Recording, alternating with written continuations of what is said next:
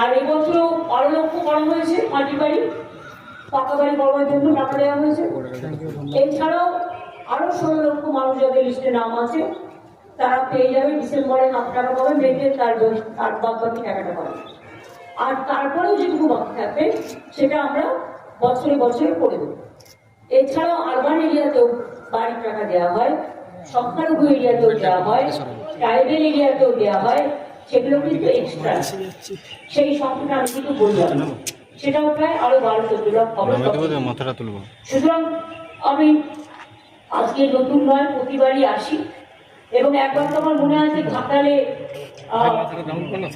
3তলা বাড়ি থেকে হেলিকপ্টারে করে মানুষকে নামানো হয়েছিল, সেটাও আমার মনে আছে। কারণ এই জায়গাটা পুরো একদম ডোবার মতো। আর বাংলাটা প্রবলেম হচ্ছে নদী আর পশ্চিম বাংলাটা একটু ডোবার মতো। নেপালে বৃষ্টি হলে বাংলায় জল চলে যায়, ভুটানে বৃষ্টি হলে উত্তরবঙ্গ ডুবে যায়, নেপালে বৃষ্টি হলে উত্তরবঙ্গ ডুবে যায়। ডিবিসি জল ছেড়ে দিলে, মাইথন জল ছেড়ে দিলে, পাঞ্চের জল ছেড়ে দিলে অন্যান্য নদী হয়ে সেই জলগুলোতে দক্ষিণবঙ্গ ডুবে যায়। এতে মানুষের যেমন ক্ষতি হয়, আমাদেরও রাজস্ব থেকে প্রচুর পরিমাণ টাকা খরচ হয় এর জন্য।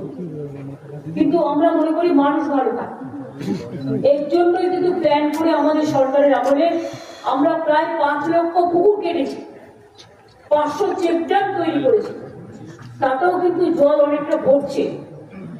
কাজেই এখনো 2 মাস বাকি আছে। আর এবারে ডিবিসি যে জল ছেড়েছে এটা সব রেকর্ড ছাপিয়ে গেছে। টোটালটা কত যেন বলো?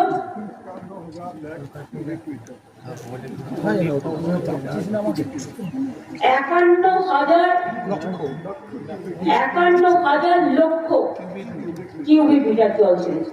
Can you imagine? মানে ঝাড়খণ্ড যেন না ডুবে, বাংলা যেন ডুবে। তো তোমরা ড্রেজিং করছো না কেন?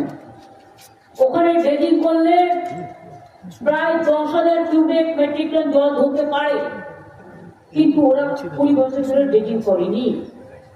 মাইথন, পাঞ্চে বর্ষা হলে জল ছেড়ে দিচ্ছে বাংলায়। তো বাংলার কতটা সইবে? এই অত্যাচার আমরা সইব না। আগামী দিন আমি 2026-এর নির্বাচনের পরে এই ডিবিসির জল আমাদের এখানে ছাড়লেই কি করে ডিবিসির জলটাকে আটকানো যায় তার প্ল্যানিং আমরা করব।